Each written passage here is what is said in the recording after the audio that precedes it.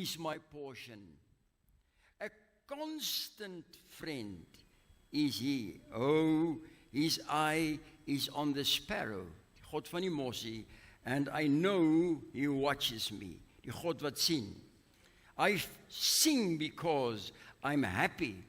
I sing because I'm free. For His eye is on the sparrow. And I know He watches me. Die God wat sien. Kom ons sê vir onsself vanmôre, die Here sien my. Amen. Sê vir jouself, die Here sien my omstandighede. Amen. Die Here sien my trane. Amen. En vanmôre het die Here ook ons blydskap en vreugde in Hom gesien. Amen. Kom ons gee vir die Here 'n lofoffer in hierdie plek. Goeie nuus vir julle, daar is nie vanmôre load shedding nie. So fasten jou seatbelts. Nou vanmôre kan ons maar 'n bietjie inhaal die tye wat ons so moes hastig klaarmaak. Nee, toe maar ek gaan nie so vermoei nie. Toe ek met ons college besoek, is dit my beurt om te preek en een van die bekende seniors sê, ag Jon, kan ek nie jou beurt kry nie? Ek sê nee, my beurt is my beurt. Ek het soveel gesweet en ek het 'n woord. Hy sê na rukkie, hy sê ja, weet jy, dit is dan een troos. Jy preek net so kort as wat jy lank is. So ons gaan nie lank hoef te sit nie. So relax vanmôre, ons gaan nie te lank praat nie. Maar mense, op die oomblik is daar 'n oorlog aan die gang, wat eintlik die hele wêreld se verbeelding vasgehou en 'n verdelende faktor is wêreldwyd. Nie net die een nasie teen die ander nasie nie, maar in sekere nasies of volke is daar onder mekaar ook geweldige verdeeldheid oor hierdie oorlog. Nou het julle al gewonder, wat is die langste oorlog of die langste tydperk wat 'n oorlog ooit geduur het? Is dit die Tweede Wêreldoorlog, is dit die Eerste Wêreldoorlog, is dit die Vietnamese oorlog, die Boereoorlog was maar 4 jaar, maar baie trauma. Watter oorlog is die langste? Wat kan ons sê is die moeder van alle misverstande, die moeder van alle verdeeldheid en van alle oorloë? Die langste oorlog vanaf die skepping van die wêreld is die oorlog wat vandag nog aan die gang is in Israel. Hierdie oorlog het begin in Genesis hoofstuk 16. En ek wil dit net vir ons vinnig lees. Dit is nou met Sara, die vrou van Abraham, en Hagar, slavin wat sy vir haarself gekies het toe hulle in Egipte gaan toer het. En sy is as slavin in hulle huis geland. Nou, Sarah kon nie 'n kind in die lewe bring nie. Sy was onvrugbaar. Nou dit is vir 'n vrou, deur die jare in die bediening, is een van die grootste traumas waarmee ons moet deel as 'n ma of 'n moeder of 'n vrou sukkel om swanger te word. Dit is regtig baie groot. Jy weet, want die vyand preek ook vir hulle en hulle voel onvolkome. Hulle is nie onvolkome nie, hulle is ware vrou, maar hulle voel so bietjie stief behandel deur die wêreld. Toe ek 'n jong pastoor was daar in Silverton, toe preek ek eendag oor die wonder van ma wees. En ek sê, geen vrou wat nog nooit 'n baba in die lewe gebring het, sal verstaan wat dit is om ma te wees nie. Daar's een tannietjie daar wat baie kwaad was vir my. Gelukkig het haar man my gebel, toe gaan sien ek haar, toe moes ek mooi verduidelik. Want sy sê vir my, ek het gesê, sy is nie volkome vrou nie. Sien, nou maak ek na haar misverstand kom. Maar die punt wat ek wil maak, dis so sensitief as wat 'n vrou voel, as sy nie haar eie kind kon dra en haar eie kind in die wêreld kon bring nie. Toe sien Abraham nou naderhand, hierdie vrou van hom is bietjie suur. Jy weet, hulle is bewolk, sommer van die môre tot die aand. Nou, dat is niks so swaar, soos om met so 'n vrou saam te leef nie. Dit is soos 'n druppende kraan. Salomo in sy wysheid sê, jy kan liewer op die nok van die huis se dak alleen gaan bly, as om saam met so 'n vrou te bly, want dit hou aan van die môre tot die aand, ek wil 'n baba hê. Toe hulle ook met Samuel se geval, het sy ma by die profeet gekom, gee vir my 'n kind, anders sterf ek, was haar gebed. Dit is 'n oorheersende emosie in die vrou. Nou kan julle dink, kom ons vergeet vir 'n oomblik van ons persepsie van die Bybelfigure en ons sien haar as 'n vrou soos wat ons mans en vrouens is. Hierdie emosie, hierdie hartseer, hierdie gevoel van verwerping, hierdie gevoel van minderwaardigheid. Nou toe hulle nou daar kom en kyk, Sarah was 'n mooi vrou. Hoorie broers, Dit was nou 'n mooi tannetjie daai. Sy was so mooi geweest, dat toe Abraham hulle nou so daar toer, en hulle kom by hierdie vyandige nasie, toe sê hy vir haar, sê vir die mense, jy is my niggie. Sy was eintlik sy niggie ook. Sê vir hulle, jy is my niggie, want Abraham was bang, hulle gaan hom doodmaak, agter hierdie mooi vrou aan. Amper maar soos vandag, wat die ouens allerhande goed doen. En naderhand eendag toe, speel hy so bietjie met haar. Nou broers, wanneer laas jy 'n bietjie regtig net ontspan en gespeel met jou vrou? En nou sien daai koning van die vyande, sien hoe hierdie bedryf werk. En hy is baie kwaad. Hy roep vir Abraham. Hy sê, hoekom het jy vir my gelieg? Jy sê vir my, sy is jou niggie, sy is altyd jou vrou. Amper het ek sonde gedoen. En want hy wou haar vat as sy vrou. Want sy was so beeldskone vrou gewees. So sy het baie goed gehad waarop sy kan trots wees, maar sy het nie 'n baba gehad nie. Sy het minderwaardig gevoel. Nou sê hy vir haar, kry vir jou dan 'n slavin. Daar in Egipte kry sy toe hier ook 'n mooi meisie. En sy maak haar slavin, om alles nou mooi vir haar te doen. Haar keuse, wat sy gedoen het in Egipte. Nou trek hulle terug. Nou sukkel sy om swanger te word. Naderhand sê sy vir Abraham, en die Here het 'n belofte vir Abraham gegee, en sy het geweet, Abraham was die vader van vele. Sy sê vir Abraham, nee jong, hierdie bedryf werk nie, want ons raak nou al 'n bietjie oud. Sy kyk so na sy rimpels, en sy kyk so na haar verrimpelde ou liggaampie, en sy sê, ag nee, ek sal nie kan swanger word nie. Kom ek gee vir jou my slavin. Nou, Sarah se keuse. Kom ek gee vir jou my slavin, dan gaan jy by haar in, dat sy vir jou 'n kind kan baar. So dis die aanloop tot die storie. Toe hierdie Hagar, die slavinnetjie, nou swanger is met Abraham se kind, toe begin Hagar nou bietjie grand voel.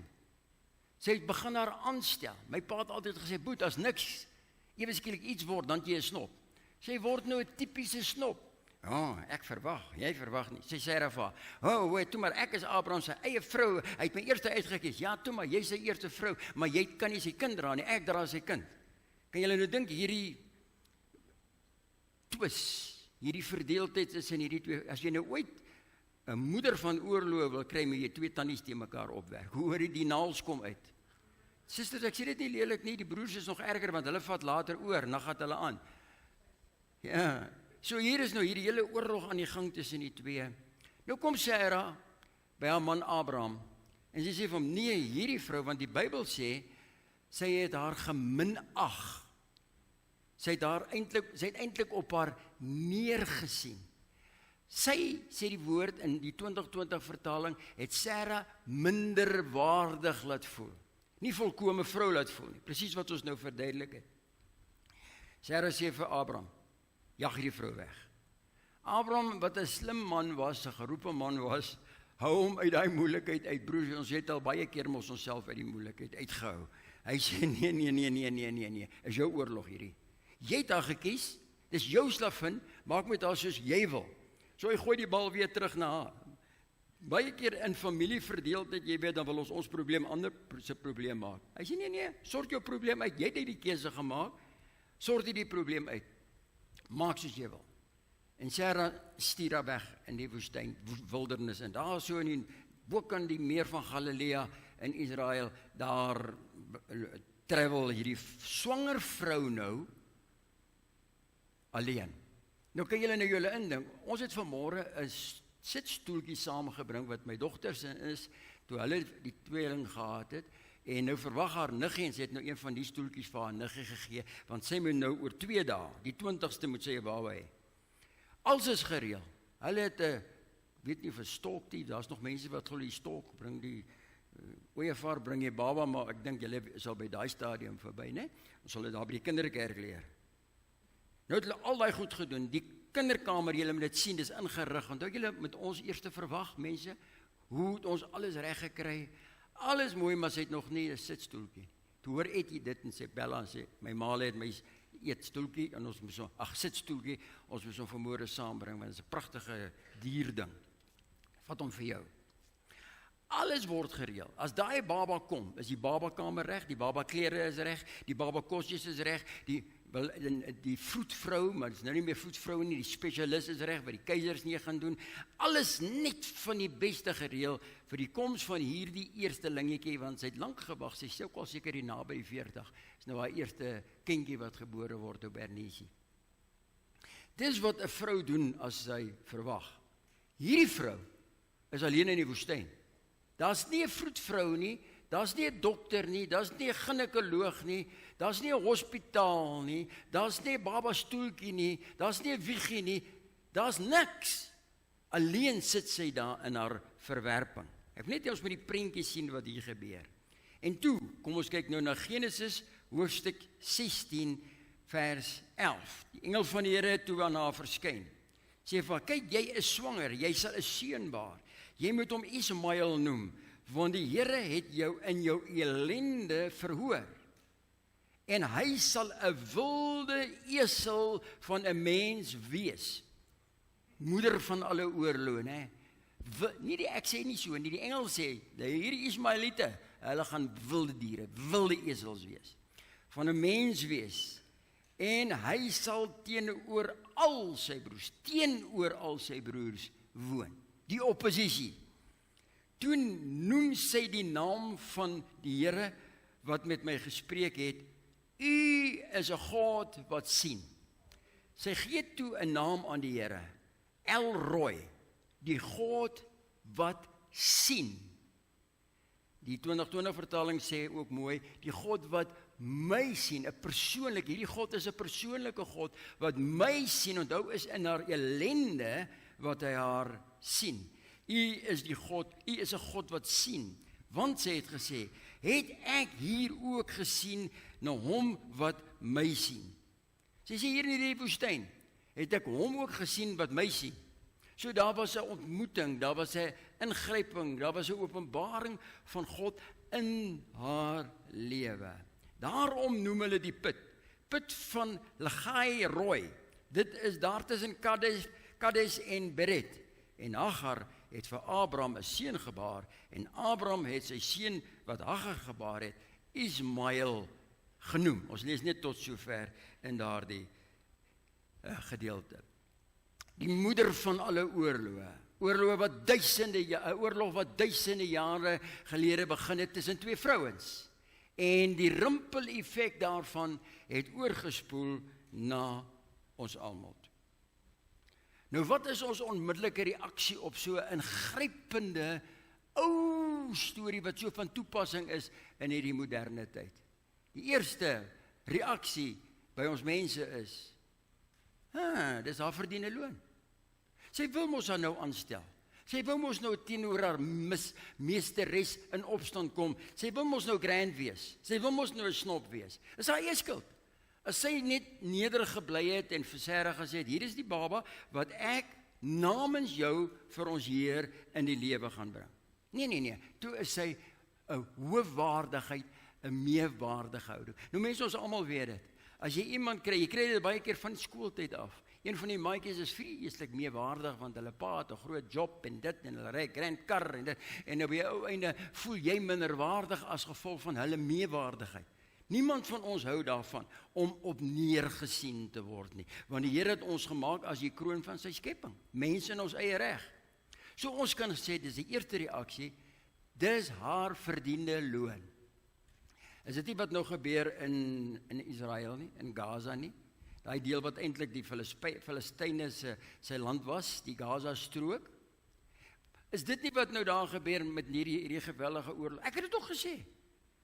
Toe hulle nou so skiet en almal is nou kwaad en ons kry die kindertjies jammer, sê ons, ja, maar is hulle eie skuld.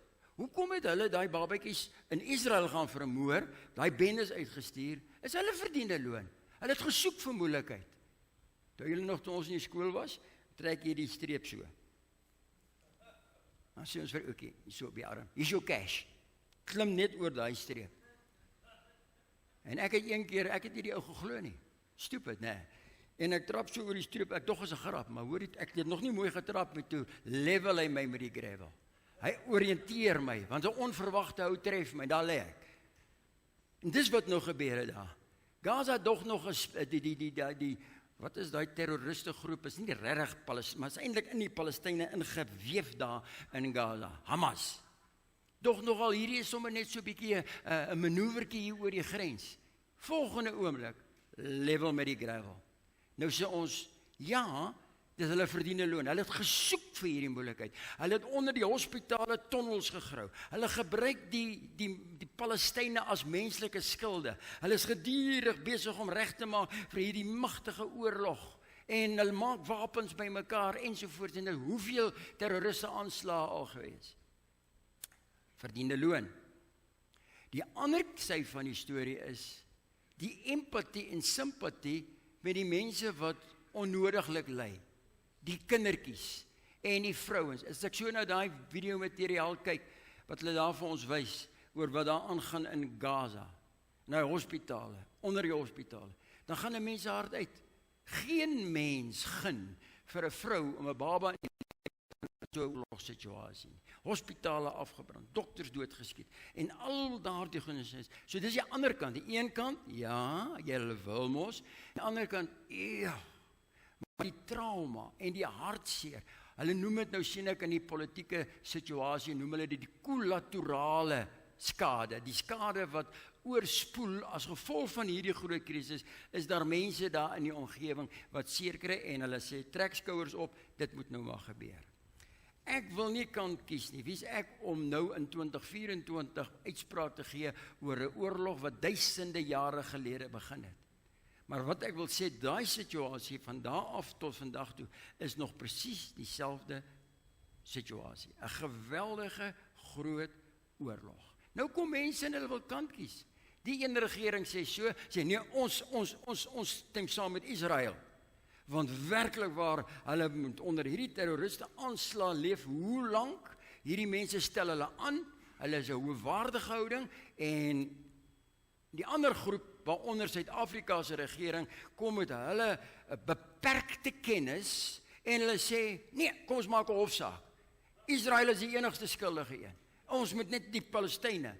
En ek wil net in die situasie sien, dit is waar ons nou is, die prentjie hier, speel hom weer af vandag. Daar is rede vir die terugaanval van Israel, maar daar is ook rede om die Palestynë jammer te kry, veral die Palestynë wat niks met politiek te doen het nie. Daarna is terug. Ja, ons kan sê ja, maar hulle toegelaat dat hierdie terroriste bendes hierso tonnels groei. Dis 'n hele stad onder 'n stad. Maar dis die twee natuurlike reaksies en waarvan regerings kan kies en wat mense, selfs huisgesinne, word verdeel oor 'n oorlog wat begin het in Abraham se tyd. Tussen twee vrouens wie se naels uitgekom het. Dis nou genoeg daarvan. Ek dink ons het nou die agtergrond, die beeld wat nou hier geskets word. Die vraag wat ons vanmôre vir onsself moet vra, wat sê God hiervan? En dit is wat Haggai ervaar. So by al die hartseer en by al haar hoogmoedigheid en by al dit, het sy een ding reg gekry. Sy het met die Here ontmoet. Sy het hom gesien soos wat hy haar sien. As sy sê die God wat sien, dan het God gesien hoe hoogmoedig was sy, hoe tergerig was sy oor haar meesteres. Maar sy het ook daardie God gesien. So kom ons kyk nou, wat doen God in tye van konflik, verdeeldheid in hierdie aarde wat woes en leeg, soos die een joernalis, ek dink as jy die redakteur van Beeld, Gert van der Westhuizen, is in die dag oor TV sê, ai, die ou aarde, sê hy, is daarom 'n de mekaar plek. Ek dog, ja Gert, nou jy het dit reg opgesom. Die aarde is maar 'n de mekaar plek. Wat doen God in tye soos hierdie? Eerstens, God sien my. Ons skrifgedeelte, El Roi, wil dit weer vir ons lees. Toe noem sy die naam van die Here wat met haar gespreek het. U is 'n God wat sien. Sy ervaar, God sien my, soos die 2020 vertaling sê. Hy sien my in my persoonlike situasie. Hier gaan dit nie oor skuldig of onskuldig nie. Hier gaan dit oor die grootheid van God. Mense, wie van ons sou ooit gered word as dit gebas op ons goeie dade? Ag, Israel het probeer, deur die wet, allerlei mooi dingetjies te doen. Ons het dit probeer, nuwe blaadjies om te slaan. Ons het probeer om heilig te leef, volgens wat ons begrip daarvan was, in ons eie. Maar in jou eie vermoë kan jy nooit God sien nie. Jy kan nooit sy heerlikheid sien nie. Sonder heiligmaking kan niemand die Here sien nie. Wat beteken daar die heiligmaking? To be set apart, om bietjie eenkant te kom, in sy teenwoordigheid in te kom. Daarsonder kan niemand God sien. So vanmôre het ek goeie nuus vir jou, en terselfdertyd ook harde nuus. Die goeie nuus is, God sien my soos wat ek is, onbevooroordeeld sien hy my. En hy het begrip vir my mens wees, want hy het my dan gemaak as mens. Vanmôre praat ek met my broer, hy is daar in Sekunda pastoor, en hy het 'n boodskap wat hy moet bring vanmôre daar, en ek praat so 'n bietjie daaroor. En hy sê, ja, maar jy weet, hy praat oor die Adamiese natuur, is wil hy praat, en hy sê, jy weet, ons mense verstaan, ons moet hierdie ding verstaan, want hulle is maar net mens. Sê ek, nee Pieter, ons mense is nie net mens nie, as jy aan die Here behoort, is jy God se mens, jy is mens natuurlik. Het jy nog al hierdie woelinge in jou gemoed? Maar as ek set apart is, dan is ek God se mens. So kom ons verstaan vanmôre, God sien my soos wat ek is. Eerstens, hy sien my in my sonde. Dit help nie, ons probeer alles net onder die mat invee, en dink toe maar, ag, môre sal dit weer beter gaan nie, want God se genade is so groot. Sy genade is baie groter as wat ons ooit kan verstaan, mense. Sal nog baie praat oor die genade van die Here. Iemand het een keer gesê, toe ons oor die genade praat, toe sê, ja, by pastoors bidure, toe sê, ja, dit is so genade met so 'n bietjie voorwaarde by. God se genade is onvoorwaardelik, is vry, is tot ons beskikking. Dit is 'n hele tema op sy eie. Maar nie te sê, God het nie haar sonde gesien nie. Wat is die sonde van Hagar? Sonde, weet ons nou almal, is om die doel te mis. Wat was Hagar se doel om in daai huis te bly van Abraham en haar meesteres Sara? Haar doel was om 'n kind in die lewe te bring, of om Sara te versorg, en toe later om 'n kind in die lewe te bring. Dit was haar doel. Toe sy nou so grand word en upstairs word en begin neersien, wat doen sy? Sy mis haar doel. Sy is nou grand. Sy vat nou al die eer vir haarself. Ek dra daardie baba. Sonde is om die doel te mis. Hoekom het God ons geskep? Om sy verteenwoordigers te wees, sê die nuwer vertaling in Genesis 1. Beeld en gelykenis, sy verteenwoordigers te wees. Ons doel is om God te verteenwoordig, om sy geur te versprei. Onthou julle die bandjie wat ons gedra het, what would Jesus do? Dis ons doel, om hom wat ons vanmôre gesing het, om sy grootheid te besing en hom groot te maak, hom te verheerlik. How great is my God? Then sings my soul to you. Dis ons doel. Dis ons lewens, so met ander woorde, sonde is om die doel te mis. As ek begin myself aanstel en ek is grander as ander en ek weet toe sommer alles, en baie keer gebruik mense die skrif om hulle self te regverdig, soos wat die duiwel die skrif gebruik het met die versoeking van Jesus, en te sê dit staan geskrywe. Iemand het een keer gesê, wat is 'n godsdienstige gees? 'n Godsdienstige gees is as jy die skrif begin gebruik om jouself te regverdig vir hierdie dwaling waarin jy is, vir hierdie sondige toestand waarin jy is. Skrif is nie daar gegee om my te cover vir al my verkeerde nie. Die skrif is daar om my terug te bring na die Here toe, om nederig te bly, in sy aangesig te soek, voor hom neer te buig. God het haar sonde gesien. Mense, kom ons kry dit klaar in ons gemoed. Die Here ken ons. Wat ons in die geheim doen, gaan van die dakke af verkondig word, sê die woord. Ek dink ek het julle vertel, maar hier is nou mense wat hier was, meisie. Hier is mense wat hier is wat nie daar was daai tyd nie. Ons het op die plaas groot geword naby Ogies, naby Witbank. En die plek se naam is Ogies omdat hy so klein is, as jy Ogies knip, as jy dwars deur die dorp. Vandag is dit, jy wil nie jou Ogies oopmaak nie, want dit is 'n vervalle chaotiese plek. En my broer, my oudste broer, hy is so 5-6 jaar ouer as ek. Hy het 'n maatjie gekry wat by hom kom speel het. Daar. En nou is ek ook maar nuuskierig, want jy wil mos saam met die groter ouetjies speel, jy weet. En ek sien toe, hulle is onder die bokseil. Nou, die bokseil is 'n groot seil wat my paal oor die Jawer of wat ook nog getrek het, as dit nou so reën, almal het nie groot store gehad nie, is die swaarte. En hier is hulle onder die bokseil. Nou sien ek net die twee bulte daar. Nou kom ek hierdie kant, ek wil ook sien wat aangaan, maar toe ek nou daai seil so optel, mense, verstik ek aan die rook. Hierdie ou pragtige skoon longetjies van 'n onskuldige kind haal net rook in. Tot vandag toe kan ek nie verstaan dat enige mense vrywillig wil doen nie, want ek veroordeel jou nie. Ek sê maar net, dit is maar hoe ons groot geword het. Maar ek verstaan dit nie, want die dokters het nou naderhand bygekom. My pa het sulke uitknipsels gehad van die skade wat rook aan jou doen. In die ou tyd toe dit nog mode was om te rook. Nou vandag het al die dokters verstaan dit nou ook en hulle gee allerlei lesings vir ons. Nou sê ek vir hom, ek is so geskok.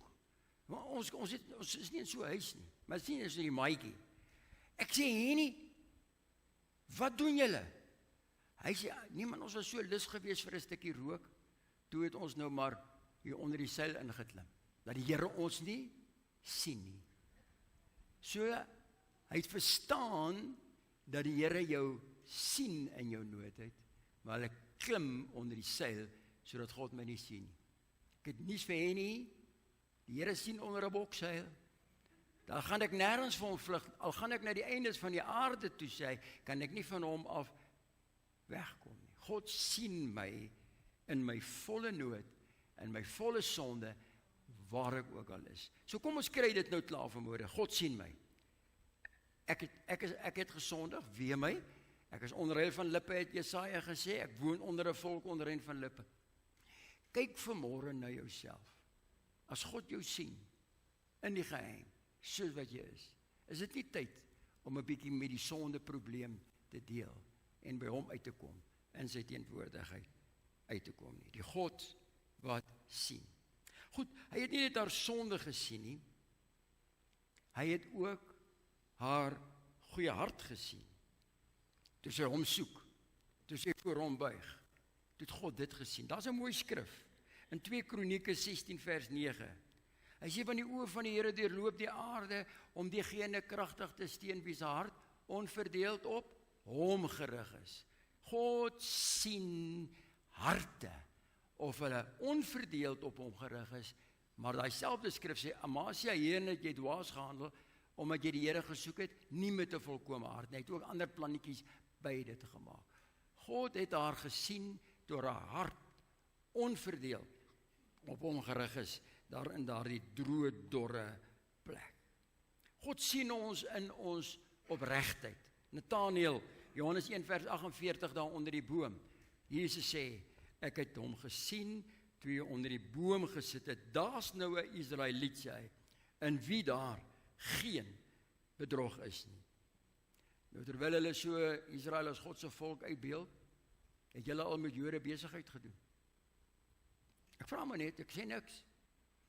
So as die Here sê, daar's een in wie geen bedrog is nie, dan sê hy eintlik by implikasie, jong, is amper 'n uitsondering. Want hierdie manne kan besigheid doen, jong. Hy nee, hy sê so drooi. Hey, maar jy moet dubbel, Sammy gaan vir jou roer. God wat sien, as jy met 'n volkome hart voor die Here handel. Geen wonder Salomo sê, hy sê, wees veral versigtig wat in jou hart aangaan, daarin is die oorspronge van die lewe. Hy sê, dit bepaal die koers van my hele lewe. Hoe gaan dit met jou hart, mense? Is jou hart nog opreg voor die Here? Kan jy nog sê, hier is 'n Israel, 'n geestelike Israeliet, in wie daar geen bedrog is? Ek gaan afsluit met hierdie woord. Maar God sien ook my ellende, soos wat hy hierdie vrou se ellende sien in daardie woestyn, sonder enige geriewe, wat sy nou 'n kind in die lewe bring. Haar hart is geskeur, haar hart is gebreek, haar omstandighede is daar, sy is het verwyte in haar hart. Jesaja 61 sê, hy het gekom om die verbryseldes van hart te genees. Die God wat sien, om die verbryseldes van hart te genees. Hoe gaan dit met jou hart vanmôre? Het jy nie ook 'n seer hart, 'n gebroke hart? Ek weet, daar's mense met seer. As ek nou dink aan Tessa, 'n dogter, met die skielike onverwagse dood van Andrei. Kan jy daai hart beskryf wat ewe skielik in flarde geruk word deur daai traumatiese ervaring? Om jou pa hier voor jou te sien sterf. Jy kan niks doen nie. Gebroke hart, verbryselde hart. Hy het gekom om die wat verbryseld van hart is te genees. Hoekom? Hy sien ons hart. Hoe is jou omstandighede vanmôre? Is jou hart seer? Is jou hart verbrysel? Is jy verwerp soos Hagar verwerp is deur haar meesteres Sara? Is jy alleen daar in die woestyn en as hierdie uitdaging wat voor jou lê en jy weet nie hoe jy dit gaan doen nie, jy weet nie hoe gaan jy sorg. God het dit raak gesien. Jesaja 38 kry Hizkia 'n wonderlike boodskap toe hy die tyding kry gaan sterf. Wat gaan hy? Hy gaan wag op die Here. Hy bid voor die aangesig van die Here. Ag Here, dink aan my ten goeie. En die Here antwoord hom, God het sy trane gesien. Jy dink jy huil alleen in die nag. Jy ween voor die Here, niemand hoor jou nie, niemand verstaan jou nie, niemand ken jou situasie nie. Ek het vanmôre goeie nuus vir jou. God het jou trane gesien, want hy is El Roi, die God wat sien. Hagar sê, die God wat my sien. Ons kan ons eie naam daar inskryf vanmôre, die God wat my sien. Die verskil het gekom, omdat Hagar ook God gesien het. Dis wat sy die vraag vra. Sy sê, U is 'n God wat sien, want sy het gesê, het ek hier ook gesien, na hom wat my sien. So daar was 'n heen en weer kyk. God wat sien, God wat my sien, maar ek moet hom sien. Jim Reeves sing, how long has it been since you talked to the Lord and told him your heart, even secrets. Ek vra vanmôre, wanneer laas het jy God gesien? Wanneer laas het jy hom ervaar? Wanneer laas het jy hom beleef? En gewaar geword dat my woestynervaring, my toestand van verwerping en alleenheid en eenkant gestoot, verander in die moeder van 'n magtige volk, wat ons vandag nog meer die moeilikheid het, soos 'n willebok, roer hulle die hele wêreld.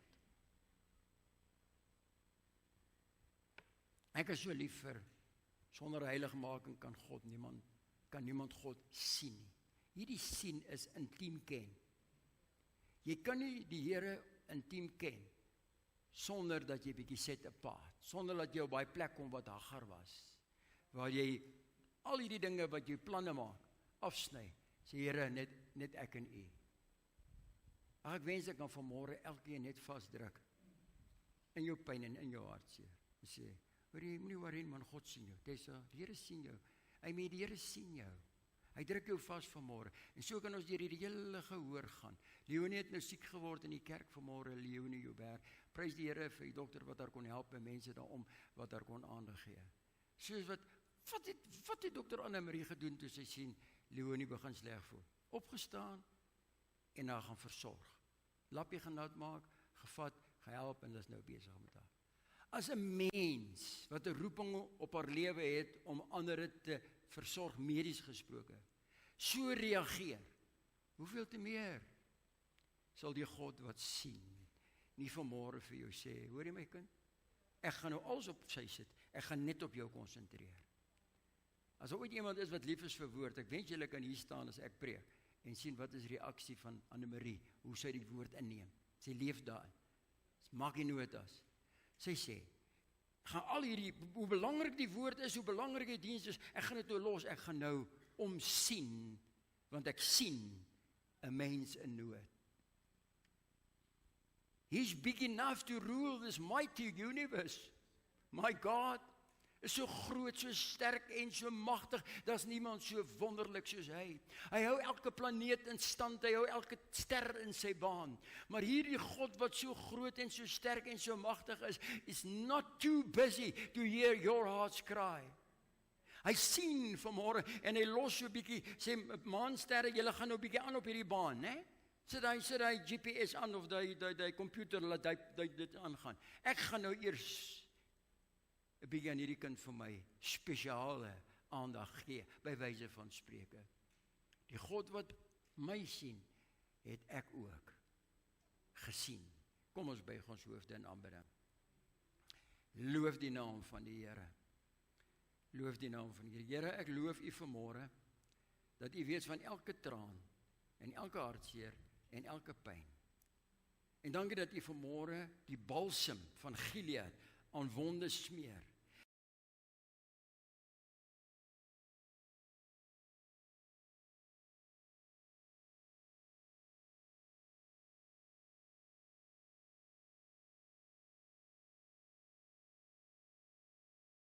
Thank you.